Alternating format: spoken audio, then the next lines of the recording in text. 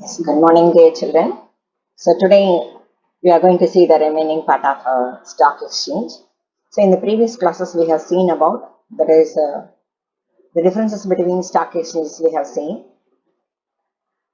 Differences between stock exchange as well as commodity exchange we have seen, and we will find out the differences. What are the differences regarding that stock exchanges and commodity exchange? And today we are going to see about a recent development in stock exchange.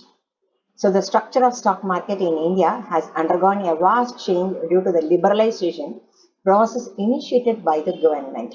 So a number of new structures have been added to the existing structure of the Indian stock exchange. A brief description of these structures in the Indian stock market system is presented below. So actually what it has given means liberalization. You have to note down this word liberalization. It is very important. So what do you mean by liberal? That means the freedom giving to any kind of activity, that is said to be as a liberalization. So here they have mentioned as liberalization. Actually, in order to make trade free frequently as well as to that most possibility level, that kind is said to be as a liberalization process initiated by the government. So that means ஊக்கப்படுத்தினாங்க அப்படின்னு சொல்றாங்க. So ஒரு அரசாங்கமானது என்ன செஞ்சாங்க அப்படின்னா, particularly Indian government நம்ம நாட்டில் பண்ணது என்ன அப்படின்னு சொல்லி பார்த்தீங்கன்னா, ஆக்சுவலா ஒரு ட்ரேடு வந்து நல்ல விதமாக நடக்கணும், மற்ற நாடுகளோட எல்லாம் நடக்கணும் அப்படிங்கிறதோடு மட்டும் இல்லாமல், இன்னைக்கு நம்ம வேர்ல்டு 10th பிளேஸில் ஸ்டாக் எக்ஸ்சேஞ்சில் இருக்கிறோம் அப்படின்னு பார்த்தோம்னா, ஆக்சுவலாக நிறைய தளர்வுகள் கொண்டு வந்தாங்க. ஆரம்ப காலத்தில் பார்த்தீங்கன்னா ரொம்ப கண்ட்ரோலாக இருந்தது. அண்ட் பர்டிகுலர்லி பிரிட்டிஷ் கவர்மெண்ட் உங்களுக்கு நல்லாவே தெரியும், நம்மளுடைய ப்ராடக்ட் எதுவுமே வந்து வெளிநாடுகளுக்கு போகவே இல்லை. But at the same time வெளிநாட்டோட ப்ராடக்ட் தான் நம்ம நாட்டுக்குள்ள வந்து நம்மளுக்குள்ள வியாபாரங்கள் நடந்தது அப்படிங்கிற வரைக்கும் நம்ம எல்லாருக்குமே நல்லா தெரியும். ஸோ அந்த மாதிரியான ஒரு கட்டுப்பாடுகள் இருந்து மீண்டு வந்தோம். நம்ம ஆஃப்டர் ஃப்ரீடம் நமக்கு கிடைச்ச இண்டிபெண்டன்ஸ்க்கு அப்புறம் வந்து நம்ம நிறைய மாற்றங்களை நம்ம பார்க்க ஆரம்பிச்சோம். ஸோ அப்படி பார்க்க ஆரம்பிக்கும் போது தான் ஆரம்ப நிலையில அதே இதை தான் நம்ம ஃபாலோ பண்ணிட்டு வந்திருந்தாலும் கூட நாளடைவில் கொஞ்சம் கொஞ்சமா என்ன செய்ய ஆரம்பிச்சாங்க அப்படின்னு பார்த்தீங்கன்னா, ஆக்சுவலா தே ஹவ் ஸ்டார்டட் எப்படிலாம் லிபரலைசேஷன் கொடுக்கலாம் நம்ம அப்படிங்கிறத லிபரலைசேஷன் கொடுத்ததோட மட்டும் இல்லாமல் புதுவாக அந்த ட்ரேடு இன்னும் அதிகப்படுத்தலாம், எப்படி வந்து ஒரு நல்ல முன்னேற்றத்தை நம்ம கொண்டு வந்து சாதிக்க முடியும், நம்மளுடைய கவர்மெண்ட்டுடைய எக்கானமி லெவல் மட்டும் இல்லாமல் நம்ம இந்தியனுடைய குட்ஸோட ப்ராடக்ட்டுக்கு ஒரு டிமாண்ட் வேர்ல்டு மார்க்கெட்ல எப்படி கிரியேட் பண்ண முடியும் அப்படிங்கிறதையும் அவங்க பார்த்தாங்க. So that they have framed so many new structures. So new structures அப்படின்னு சொன்னோம்னா பலவிதமான புது வடிவங்களை உருவாக்கி கொண்டு வந்தாங்க அப்படின்னு சொல்லி சொல்றாங்க. So a number of new structures have been added to the existing structure of the Indian stock exchange. So a brief description of these structures in the Indian stock market system is presented below. So அந்த மாதிரி structures எப்படி ஒவ்வொன்றா அவங்க உருவாக்கிட்டு வந்தாங்க, என்னென்ன மாற்றங்களை ஏற்படுத்தினாங்க அப்படிங்கிறதுக்கு தான் அவங்க அந்த ஸ்ட்ரக்சர்ஸ் அது என்னென்ன ஃபார்மேஷன்ல உருவாச்சு அப்படிங்கிறத இங்க கொடுத்துருக்காங்க. So now let us discuss regarding that kind of structures. So first one is NSMS, that is National Stock Market System. So National Stock Market System was advocated by the high powered group on the establishment of new stock exchanges headed by Sri M. J. Pervani. That is இங்க நம்ம pronounce பண்ண வேண்டியது ஃபெர்வானி அப்படின்னு சொல்லணும். So popularly known as the Fervani Committee. So at present the national stock market in India comprises the following. So ஆக்சுவலா முதல்ல பார்த்தீங்க அப்படின்னா ஒரு நல்ல ஹை பவர்டு ஒரு பெரிய போஸ்ட்ல இருக்கக்கூடிய நிறைய அட்வொகேட்ஸ் எல்லாருமா சேர்ந்து, அதோட மட்டும் இல்லாம இந்த ட்ரேடிங் பத்தின நாலேஜோட இருக்கக்கூடியவங்க அவங்க தான் என்ன செஞ்சாங்க அப்படின்னா ஒரு குரூப் இருந்தது. அந்த குரூப் வந்து அந்த அதுல ஹெட்டா இருக்கக்கூடிய நபர் யார் அப்படின்னா ஸ்ரீ எம் ஜே பெர்வானி அப்படிங்கிறவர் தான் அங்க ஹெட்டா இருந்திருக்காரு. ஸோ அவர் தான் வந்து என்னன்னு சொல்லியிருக்காரு, நம்ம நிறைய மாற்றங்கள் நம்ம கொண்டு வந்தா, நிறைய தளர்வுகளை நம்ம கொண்டு வந்தா நம்ம நாட்டுல நிறைய புது விதமான வணிகங்கள் செயல்பட இயங்குறதுக்கு வசதிகள் இருக்கும் அப்படின்னு சொல்லி சொல்றாங்க.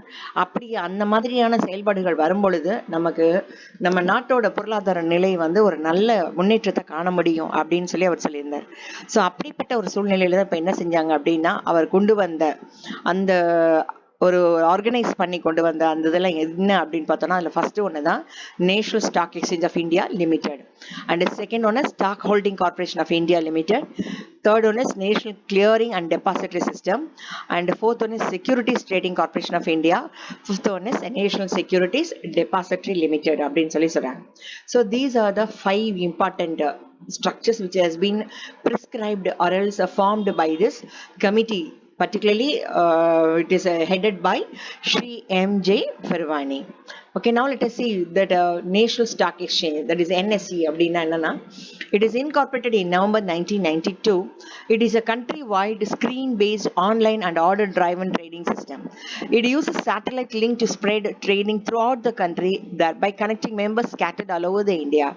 So through computer network, members' orders for buying and selling within prescribed price are matched by the central computer with each other and instantly communicate to the trading member. So NSE has 2 segments, that is debt segment and capital segment.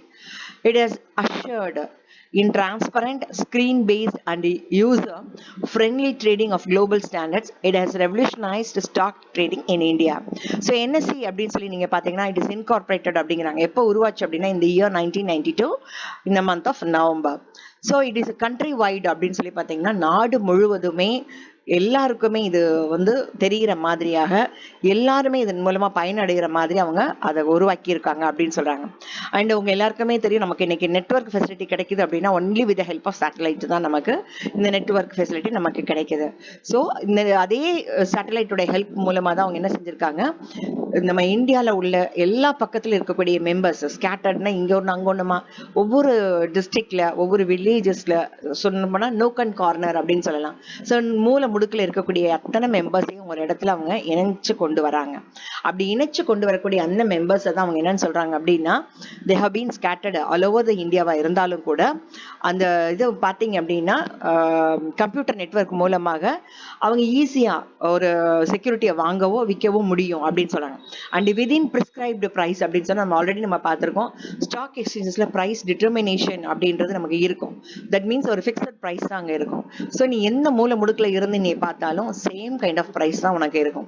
So இன்னைக்கு வந்து ஒரு ராம்நாட்டில் இருக்கக்கூடிய southern tip அப்படின்னு சொல்லி பார்த்தீங்கன்னா நம்ம கன்னியாகுமரியில் இருந்துட்டு ஒரு ப்ரைஸோட லெவல் நீங்கள் பார்க்குறீங்க அப்படின்னு சொன்னாலும் அதே இது காஷ்மீரில் இருந்து பார்க்கக்கூடிய உங்களுடைய ப்ரைஸோட லெவலும் சேமாக இருக்கும், எந்த மாற்றமும் இருக்காது. Because it is fixed. And கம்ப்யூட்டரில் நம்ம பார்க்கும்போது அது வந்து சேம் ப்ரைஸை தான் நம்ம எல்லாருக்குமே காட்டும். ஸோ எந்த மாற்றங்களும் இல்லாமல் ஒரு நல்ல முறையில் நம்மளால என்ன செய்ய முடியும் அப்படின்னா ஒரு நம்பிக்கையோட நம்மளால பர்ச்சேஸ் பண்ண முடியும் அப்படின்னு சொல்லி சொல்றாங்க. ஸோ அந்த வசதி வாய்ப்புகளை முதல்ல இந்த கமிட்டி கொண்டு வந்து நமக்கு எல்லாருமே பயனடைகிறதுக்கு ஏற்ற மாதிரி செஞ்சாங்க அப்படிங்கிறாங்க. அண்ட் 2 செக்மெண்ட்ஸ் அப்படிங்கிறாங்க. So what you mean by segments அப்படின்னா 2 படிகள்னு சொல்லலாம், 2 அளவுகள்னு சொல்லலாம். அதில் one is depth segment and capital செக்மெண்ட்ங்கிறாங்க. ஸோ கேபிட்டல் அப்படின்னா it is nothing but what we are going to invest. So நம்ம ஒரு ஷேர்ஸ் வாங்க போறோம் அப்படின்னா that is it is investment. So அந்த செக்மெண்ட் அவங்க கொண்டு வராங்க. அண்ட் டெப்த் செக்மெண்ட் அப்படின்னா செக்யூரிட்டியை எய்தர் நம்ம சேல் பண்ணலாம் அல்லது for the time being we can keep it as a மார்கேஜோ அல்லது பிளெட்ஜ் பண்றதுக்கோ அதை நம்ம பயன்படுத்திக்கலாம். ஸோ அந்த மாதிரி வகைகளை நம்ம செய்யறதுக்கு அந்த வசதிகளையும் இவங்க ஏற்பாடு பண்ணி கொடுத்துருக்காங்க அப்படிங்கிறாங்க. And it has assured in transparent அப்படின்னு சொல்லி பார்த்தீங்கன்னா பர்டிகுலர்லி அவங்க வந்து அவசரப்படுத்தினாங்க அப்படின்னு கூட சொல்லலாம். என்ன அவசரப்படுத்தினாங்க அப்படின்னு சொன்னா மறைமுகமாக எதுவுமே மக்களுக்கு இருக்கக்கூடாது. ஸோ அவங்க ஸ்கிரீன் தட்டின உடனே என்டையர் டீட்டெயில் ஒரு கம்பெனி பார்த்தீங்கன்னா முழு விவரங்களுமே அங்கே கண்டிப்பா தெரிஞ்சிருக்கணும் அப்படிங்கிறது ஒரு பெரிய கண்டிஷன் அவங்க வச்சிருந்தாங்க அப்படின்னு சொல்லலாம். So that only it has assured in transparent screen based and assure friendly trading of global standards அப்படிங்கிறாங்க. ஸோ குளோபல் ஸ்டாண்டர்ட்ஸ் அப்படின்னு சொல்லி பார்த்தீங்கன்னா all over the world. So countrywide அப்படின்னு சொல்லும் போது நீங்க நாட்டுக்குள்ள மட்டும் கூட எதிர்பார்க்க வேண்டியதில்லை, even the whole world it செல்ஃபே நம்ம வந்து செய்ய முடியும். ஸோ அந்த மாதிரி அவங்க செய்யும் போது இப்போ ஒரு மலேசியாவில் இருக்கக்கூடிய நம்ம இந்தியன் பீப்புள் நம்ம இந்தியன் கம்பெனியில் இன்வெஸ்ட் பண்ணணும்னு நினைக்கிறாங்க அப்படின்னா அங்கே இருக்குங்கோ அவங்களால என்ன செய்ய முடியாது. தட் இஸ் த சேட்டலைட்டோட ப்ளஸ் அப்படின்னு சொல்லலாம். ஸோ அந்த ப்ளஸ் மூலமா அவங்களுக்கு ஸ்க்ரீன் பேஸ்ட் அப்படின்னு என்னது மானிட்டர்ல அவங்களால ஈஸியாக பார்க்க முடியும். ஸோ பார்த்துட்டு சரி நம்ம இந்த கம்பெனி நல்லா போயிட்டு இருக்கு, நம்ம இந்தியன் கம்பெனி அல்லது நம்ம இந்தியாவில் இருக்கக்கூடிய இந்த எம்என்சி கம்பெனியில் நம்ம போடலாம், பிகாஸ் நம்ம இந்தியன் கவர்மெண்டோட கண்ட்ரோல் அது இருக்கு. ஸோ நம்பிக்கை நம்ம வந்து இங்கே ட்ரேட் பண்ணலாம் அப்படின்னு சொல்லி அவங்க நினைச்சு அவங்க அதை இன்வெஸ்ட் பண்ணலாம். அதே மாதிரி ஷேர்ஸ் அவங்க சேல்ஸ் பண்ணணும்னாலும் கூட with help of this computer system மூலமா அவங்க வந்து சேல் பண்ணவும் முடியும். So it has revolutionised stock trading in India. அதாவது ஆரம்ப நிலையில் பார்த்தீங்க அப்படின்னா ஒரு பர்டிகுலர் ஸ்டாக் எக்ஸ்சேஞ்ச் டேரெக்டாக இன் பர்சனாக போய் தான் அவங்களால வாங்கவோ விற்கவோ முடியும் அப்படிங்கிற நிலை ஒரு பரிமாற்றங்கள் மாறி அவங்க வீட்டில் இருந்த மாணிக்கே வீட்டில் இருந்தபடியே அவங்க என்ன செய்ய மாதிரியான வசதிகள் வந்துருச்சு அப்படின்னா ஈஸியாக பர்ச்சேஸ் பண்ணவும் சேல் பண்ணவும் முடியும் அப்படிங்கிற ஒரு நிலைமையை உருவாக்கி கொண்டு வந்தாங்க. அந்த செகண்ட் ஒன்று stock holding corporation of India limited அப்படிங்கிறாங்க. The Stock Holding Corporation of India Limited is committed to speed up trading, clearance and settlement services for securities and monetary instruments. So HHCIL came into beginning, that is in 1986. HHCIL is the first depository participant registered with SEBI and acts as an agent of the National Securities Depository. And it stated its actual operations in 1988. It has its head office in Bombay and its branch network covers Kolkata, Delhi and Chennai. So இங்கே stock holding corporation of India அப்படின்னு சொன்னோம்னா that means shares அவங்க கையகப்படுத்தி வச்சிருப்பாங்க. இவங்க என்ன செஞ்சாங்க அப்படின்னா கையில் ஷேர்ஸ் வச்சிருக்காங்க அப்படின்னா அவங்க என்ன செய்வாங்க, அது எவ்வளோ சீக்கிரம் விற்க முடியுமோ அவ்வளோ சீக்கிரம் விற்கணும்னு பார்ப்பாங்க. ஸோ அந்த மாதிரி அவங்க என்ன செய்வாங்க, ஸ்பீடப் பண்ணுவாங்க ட்ரேடிங்கு. அதே மாதிரி கிளியரன்ஸ், நான் ஆல்ரெடி நான் சொல்லியிருக்கேன் கிளியரன்ஸ்னா என்ன அப்படின்னு சொல்லிட்டு. அப்போ அந்த ஷேர்ஸ் வந்து பலதரப்பட்ட கம்பெனியோட ஷேர்ஸ் அவங்க கையில் இருக்கும்.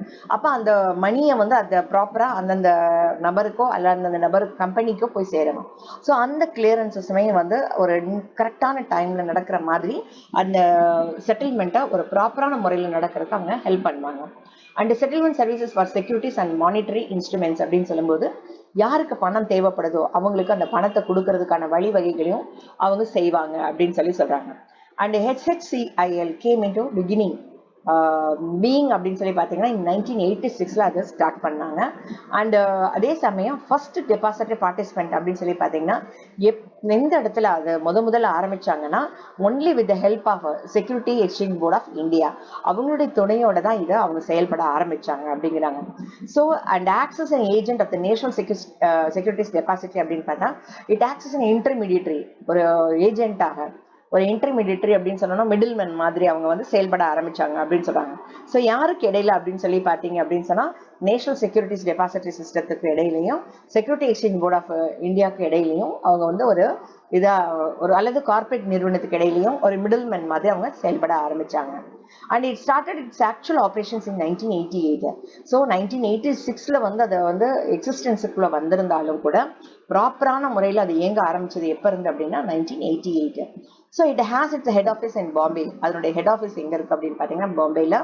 அண்ட் இட்ஸ் பிரான்ச் அப்படின்னு சொல்லி பார்த்தோம்னா கொல்கத்தா, டெல்லி அண்ட் சென்னை அப்படின்னு சொல்கிறாங்க. And then the next one is third one அப்படின்னு சொல்லி நம்ம பார்த்தோம் அப்படின்னா that is national clearance and depository system அப்படின்னு சொல்றாங்க. So national that is NCDS அப்படின்னு சொல்றாங்க.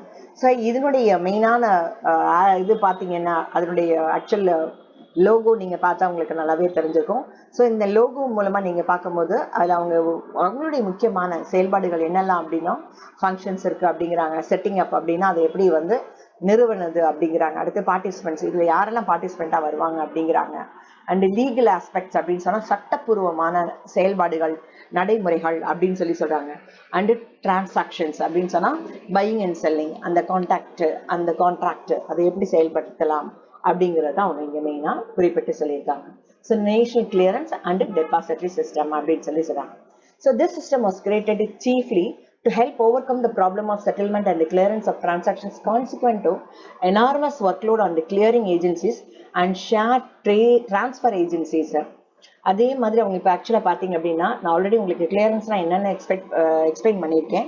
And at the same time depository system அப்படின்னு சொல்லி பார்த்தீங்க அப்படின்னா இந்த டெபாசிட்டரி சிஸ்டமில் அவங்க பர்ச்சேஸ் பண்ணக்கூடிய ஷேர்ஸோட லெவல் எந்த அளவுக்கு அவங்க வந்து பின்னாடி நீங்கள் பார்ப்பீங்க. தட் இஸ் டிமேட் அக்கௌண்ட் அப்படின்னு ஒன்று இருக்கும். அந்த டிமேட் அக்கௌண்ட் அப்படின்னு சொல்லி பார்த்தோன்னா இட் இஸ் குவைட் நமக்கு பேங்க்ல வந்து எப்படி ஒரு அக்கௌண்ட் கிரியேட் பண்ணி வைக்கிறோமோ அதே மாதிரி தான் இந்த டிமேட் அக்கௌண்ட்டுமே இருக்கும். இந்த டிமேட் அக்கௌண்ட்ல வந்து பார்த்தீங்கன்னா instead of buying transfer of money shares அப்படின்னு சொல்லி நம்ம பார்த்தோம் அப்படின்னா அந்த மணி ஷேர்ஸ் எல்லாத்தையுமே இங்கே வந்து டெபாசிட் பண்ணுவாங்க. அந்த மணி டெபாசிட் அப்படின்றது என்னது, இன்வெஸ்டர்ஸ் ஷேர்ஸ் வாங்குறது மூலமா அதே மாதிரி அதை சேல் பண்றது, இப்படி பல வகையில அவங்க அதை செய்துட்டு வருவாங்க. இந்த இதை தான் அவங்க வந்து ஆக்சுவலா என்ன சொல்றாங்க அப்படின்னு சொன்னா அந்தந்த பிரான்ச்சஸ் ஆஃப் கம்பெனிக்கு கரெக்டா போய் அந்த மணி போய் சேரணும். ஸோ அந்த கிளியரன்ஸ் அது வந்து எந்த வித தங்கு தடையும் இல்லாம கரெக்டாக அந்த கஸ்டமருக்கு போய் சேர வேண்டிய மணி போய் சேர்றதுக்கும், அதே மாதிரி அந்த மணி வந்து கரெக்டாக அந்த கம்பெனிக்கு போய் சேர வேண்டியது போய் சேரணும். ஸோ இப்படி வந்து பலதரப்பட்ட ஒரு ஒர்க் லோடை வந்து அந்த பர்டிகுலர் கம்பெனியே பேர் பண்ணாமல் அதுக்கு வந்து ஒரு சப்போர்ட்டிவாக ஒரு ஹெல்ப் பண்ணுற மாதிரியான ஒரு சிஸ்டம் தான் இந்த மாதிரி அவங்க வழிவகுத்த ஒரு 5 மெயினான சிஸ்டம் அவங்க கொண்டு வந்திருக்காங்க. ஸோ அந்த சிஸ்டம்ல இது ஃபர்ஸ்ட் திங் அப்படின்னு பார்த்தோம்னா national clearance and depository system அப்படிங்கிறாங்க. So only it has given that is the transactions consequent to enormous workload on the clearing agencies and share transfer agencies அப்படிங்கிறாங்க. ஸோ ஷேர் டிரான்ஸ்ஃபர் ஏஜென்சிஸ் அப்படின்னு சொன்னால் நம்ம வந்து என்ன நினைப்போம், ஷேர் வந்து நான் டு தட் பர்டிகுலர் கம்பெனிலே நம்ம விற்கணும் அப்படின்னு நம்ம நினைக்க முடியாமல், அல்லது செகண்டரி மார்க்கெட்டில் நான் விற்கணும் அப்படின்னு நான் நினைக்காம, சப்போஸ் இப்போ நீங்கள் வந்து உங்கள் ஃப்ரெண்ட்ஸ் யார்ட்டையாவது இந்த மாதிரி நான் இந்த கம்பெனியில் வந்து ஷேர் வாங்கியிருக்கேன், எனக்கு இப்போ அர்ஜென்ட்டாக மணி தேவைப்படுது, ஸோ நான் I want to sell this share அப்படின்னு சொல்லி நீங்கள் சொல்கிறீங்க. அப்போ அந்த ஷேர்ஸை நீங்கள் சேல் பண்ணணும் அப்படின்னு நீங்கள் நினைக்கிறீங்க அப்படின்னா, அதை அப்போ ஒரு கேட்குற அந்த ஃப்ரெண்டு சொல்கிறாரு, அது நல்ல கம்பெனி ஷேர் ஆச்சு, நல்ல ஒர்த்தாக இருக்குது, அந்த ஷேரை வந்து நீ சேல் பண்ணுறதுக்கு பாரு, நீ எனக்கே கொடுத்துரு அப்படின்னு சொல்லி அவங்க கேட்டாங்க அப்படின்னு சொன்னால், அப்போ அந்த ஷேரை வந்து நீ என்ன செய்யலாம்னா உன் ஃப்ரெண்ட்ஸுக்கே ட்ரான்ஸ்ஃபர் பண்ணலாம். ஸோ எப்படி ஃப்ரெண்ட்ஸுக்கு நீ ட்ரான்ஸ்ஃபர் பண்ணலாம்னா only with consent of that particular company மூலமாக தான் அந்த ஷேர்ஸை நீ ட்ரான்ஸ்ஃபர் பண்ண முடியும். அப்போ ஈஸியாக வந்து with this national clearance and depository system மூலமாக உன்னால் ஈஸியாக ஒரு பர்டிகுலர் நபருக்கு வந்து நீ அதை ட்ரான்ஸ்ஃபர் பண்ண முடியும் அப்படின்னு சொல்லி சொல்கிறாங்க. So the problems mainly arose out of systematic risk like counterparty risk, credit risk, bad deliveries, long delayed delivery, counterfeit scripts and forged scripts அப்படிங்கிறாங்க. ஸோ நம்ம நிறைய பார்த்துருக்கோம், ஒரு வீடு வாங்குறோம் அப்படின்னு சொன்னால் அந்த நிலப்பத்திரத்துலேயே நிறைய ஃபோர்ஜரி நடக்குதுன்னு நமக்கு தெரியும். ஸோ அது வந்து ஆக்சுவலாக அவர் பேரில் இருக்கிற மாதிரி அந்த விற்கிற ஒரு புரோக்கர் வந்து என்ன செஞ்சிருப்பாரு, அந்த பத்திரம் வச்சிருந்திருப்பாரு, அல்லது வேறு யாராவது சம்மந்தம் இல்லாத ஒரு நபரை கொண்டு வந்து நிப்பாட்டி இந்த இடம் இவரோட தான் அப்படின்லாம் சொல்லி இது பண்ணுவாங்க. அந்த உண்மையான அந்த பத்திரம் எங்கே இருக்கும் அப்படின்னு சொன்னால் பத்திரம் ஆஃபீஸில் போய் அந்த தாய் பத்திரம் வாங்கி நம்ம பார்த்தா தான் அது ஒரிஜினல் பத்திரமா டூப்ளிகேட் பத்திரமா நமக்கு தெரிய வரும். ஸோ அந்த மாதிரியான சில ஏமாற்று வேலைகள் கண்டிப்பாக நடக்கும். ஸோ நம்ம அதை தான் நம்ம சொன்னோம், ஸ்பெக்குலேட்டர்ஸ் அப்படிங்கிறவங்க கிட்ட நம்ம கேர்ஃபுல்லாக இருக்கணும் அப்படின்னு. ஸோ பிராண்டட் ஸ்பெக்குலேட்டர்ஸ் அப்படின்னு சொன்னீங்கன்னா ஈவன் வந்து அந்த இதுலேயே இருப்பாங்க, ஸ்டாக் எக்ஸஸ்லேயே வந்து அவங்களுக்குன்னு ஒரு ஐடென்டி கார்டு கொடுத்துருப்பாங்க. அந்த ஐடென்டி கார்டு உள்ள நபர்கள்ட்ட கூட நம்ம வாங்கிடலாம் அந்த ஏரியா ஸ்பெக்குலேட்டர்ஸ்ட. பட் நம்ம ஓவர் த கவுண்டர் அப்படின்னா வெளியில் நம்ம வாங்குறதுக்கு எந்த விதமான கேரண்டியும் இருக்காது. அதனால தான் அவங்க என்ன சொல்கிறாங்க, நிறைய ரிஸ்க் வந்து கஸ்டமர்ஸ் ஃபேஸ் பண்ணுறாங்க. ஸோ கவுண்டர் பார்ட்டி ரிஸ்க் அப்படின்னு சொல்லும்போது, ஸோ வெளியில் எப்படி நம்ம வந்து ஏமாத்துறவங்க நிறைய பேர், ஏமாறுறவங்க இருந்தால் ஏமாத்துறவங்க இருப்பான்னு சொல்லுவாங்க இல்லையா. ஸோ அது மாதிரி இங்கே வந்து நிறைய ரிஸ்க் வந்து இருக்கு. ஸோ கிரெடிட் ரிஸ்க் அப்படின்னு சொன்னால் கடனுக்கு நான் வாங்கிக்கிட்டு நான் மெல்ல மெல்ல ரூபா தரேன் அப்படின்னு சொல்கிறவன் என்ன செஞ்சிருப்பான், ஒரு பாதி அமௌண்ட்டை தந்துட்டு பாதி அமௌண்ட்டை என்னால் இப்போ தர முடியல, நான் மெல்ல தான் தருவேன்மா, ஷேர் ஆனதும் அவன் பேருக்கு மாறி இருக்கும். ஸோ இப்படிப்பட்ட பல ஒரு கஷ்டங்கள் இருக்கலாம். அண்ட் பேட் டெலிவரிஸ் அப்படின்னு சொன்னால் குறிப்பிட்ட நேரத்தில் ஷேர்ஸை தராமல் பணம் தரக்கூடியவன் நல்லவனா இருப்பான், பட் ஷேர்ஸ் தரக்கூடிய அந்த இன்டர்மீடியட்டரிஸ் அப்படின்னு சொல்லி நம்ம பார்த்தோம் அப்படின்னா அவங்க வந்து ப்ராப்பராக அங்கே இருக்க மாட்டாங்க. ஸோ அந்த மாதிரியான சுச்சுவேஷனில் ஒரு பெரிய ப்ராப்ளம் அங்கே வரும் அப்படின்னு சொல்லி சொல்கிறாங்க. ஸோ இந்த மாதிரியான இதை வந்து நம்ம we can discuss this later dear children. So இந்த மாதிரி ப்ராப்ளம்ஸ் எல்லாத்தையுமே அவங்க அவாய்ட் பண்ணுவாங்க அப்படின்னு சொல்லி சொல்கிறாங்க. ஸோ இந்த நேஷனல் செக்யூரிட்டிஸ் பர்டிகுலர்லி இதில் வந்து நம்ம பார்க்கலாம்.